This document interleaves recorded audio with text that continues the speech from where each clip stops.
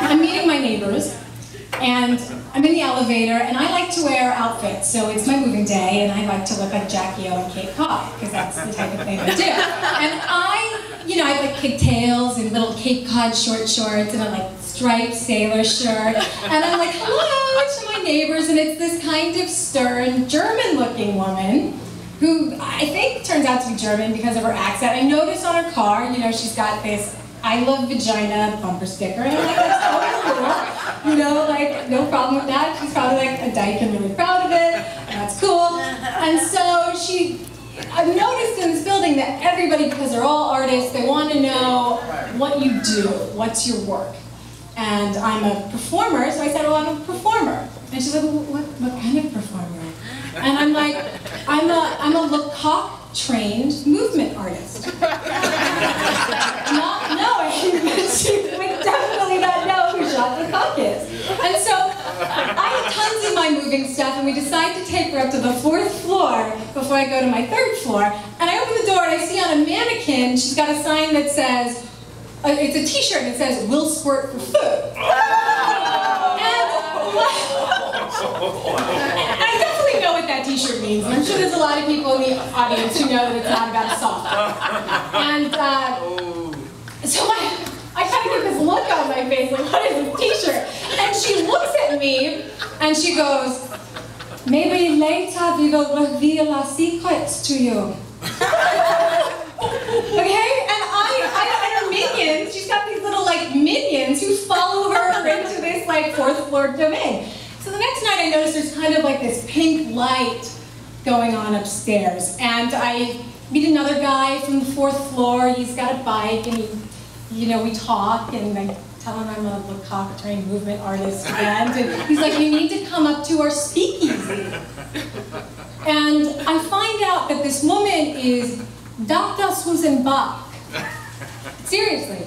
She's real. She is a sex therapist, she calls herself, but what she runs are these sex shows. And you think, like, she's got the perfect name, because you think if there's a show about squirting, you just think the sound of squirting sounds like, Bach! Like all over the place, and it's probably disgusting. And you wonder if instead of throwing tomatoes, they just like squirt at the awful performers on stage. It's just probably, hey. Oh, hey, stop that. It's probably just totally foul.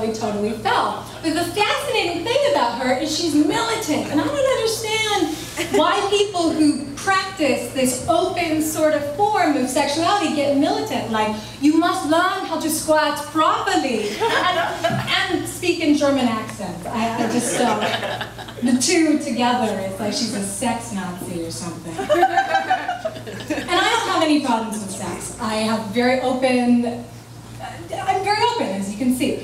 And I recently had a very nice experience. Next to the water.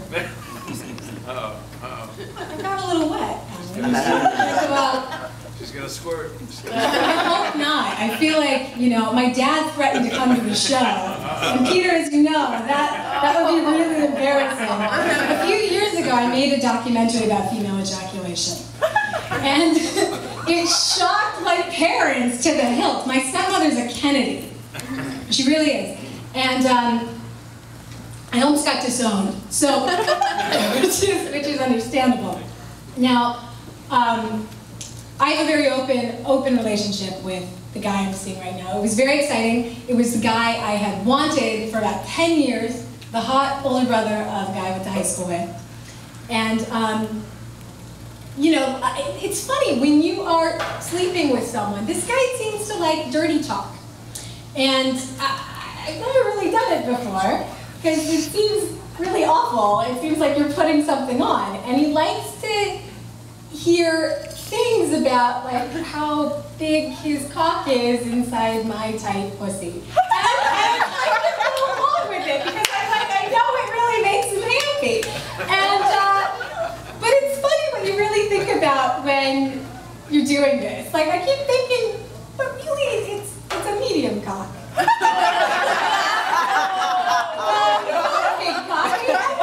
Look at black guys. I don't want to say he's a nice Jewish boy, and you're never gonna match up. So I'm thinking to myself, medium cock. But I think to myself, when I was at Harvard once, like with Jade, I did take Russian. And we all went out to Baja Fresh with the Russian teacher, and she orders this medium cock, right? She wants a medium coke, and all I can think about is Baja Fresh. Well, this guy's like, coming on my face, okay? And I'm thinking, oh God, this is so weird. This is just, I'm really trying my, like, I really love your big, thinking medium, cock. It's on my face, just gonna keep coming on my face.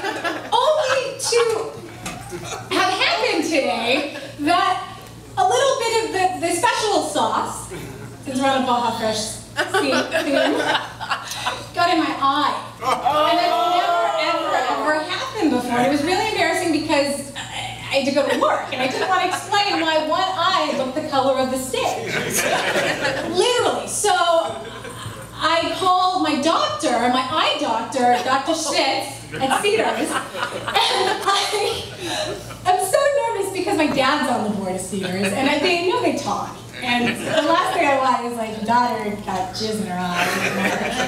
And so I leave I make sure that I don't tell the nurse, because I don't want the nurse to be like, Dr. Schmitz, Keaton Shyler's on the phone, she got jizz in her eye. Please give her a call back, and everybody hears. So I leave them a play voicemail, and it's like, hey, Dr. Schmitz, I hope this provides some comedy for your day, and I leave the rest of the message. So he calls me back, and he goes, Keaton Shyler, you have no need to worry, why don't you Google it? I'm thinking, Google it? It's not like WebMD went to medical school. There's a reason why I called you. It's not like Google went to medical school. So I think to myself, who can I call? Dr. Susan Becker. Thank you very much.